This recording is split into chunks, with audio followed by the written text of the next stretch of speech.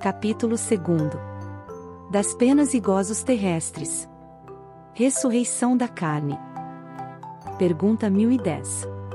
O dogma da ressurreição da carne será a consagração da reencarnação ensinada pelos Espíritos? Como quereríeis que fosse de outro modo? Conforme sucede com tantas outras, estas palavras só parecem despropositadas, no entender de algumas pessoas, porque as tomam ao pé da letra. Levam, por isso, à incredulidade.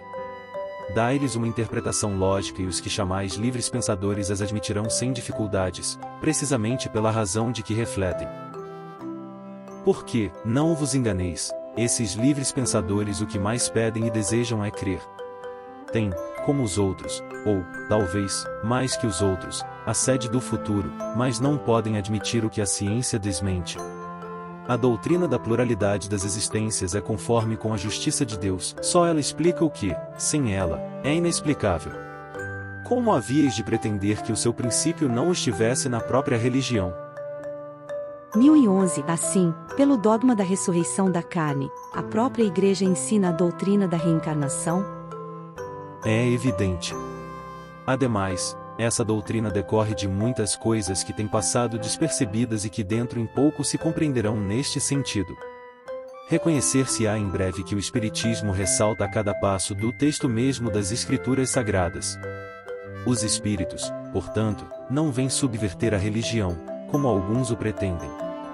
Vêm, ao contrário, confirmá-la, sancioná-la por provas irrecusáveis.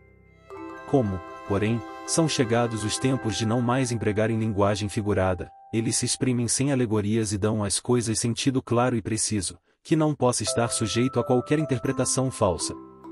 Eis porque, daqui a algum tempo, muito maior será do que é hoje o número de pessoas sinceramente religiosas e crentes. São Luís.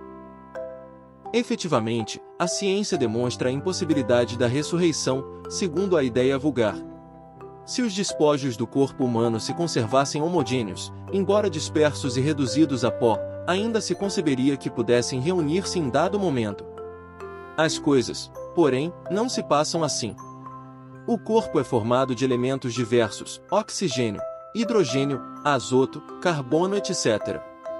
Pela decomposição, esses elementos se dispersam, mas para servir à formação de novos corpos, de tal sorte que uma mesma molécula, de carbono, por exemplo, terá entrado na composição de muitos milhares de corpos diferentes. Falamos unicamente dos corpos humanos, sem ter em conta os dos animais, que um indivíduo tem talvez em seu corpo moléculas que já pertenceram a homens das primitivas idades do mundo, que essas mesmas moléculas orgânicas que absorveis nos alimentos provêm, possivelmente, do corpo de tal outro indivíduo que conhecestes e assim por diante. Existindo em quantidade definida a matéria e sendo indefinidas as suas combinações, como poderia cada um daqueles corpos reconstituir-se com os mesmos elementos? Há aí impossibilidade material racionalmente, pois não se pode admitir a ressurreição da carne, senão como uma figura simbólica do fenômeno da reencarnação. E, então, nada mais a que aberre da razão, que esteja em contradição com os dados da ciência. É exato que, segundo o dogma, essa ressurreição só no fim dos tempos se dará, ao passo que, segundo a doutrina espírita, ocorre todos os dias. Nesse quadro do julgamento final, porém, não haverá uma grande e bela imagem a ocultar, sob o véu da alegoria, uma dessas verdades imutáveis, em presença das quais deixará de haver céticos, desde que lhe seja restituída a verdadeira significação.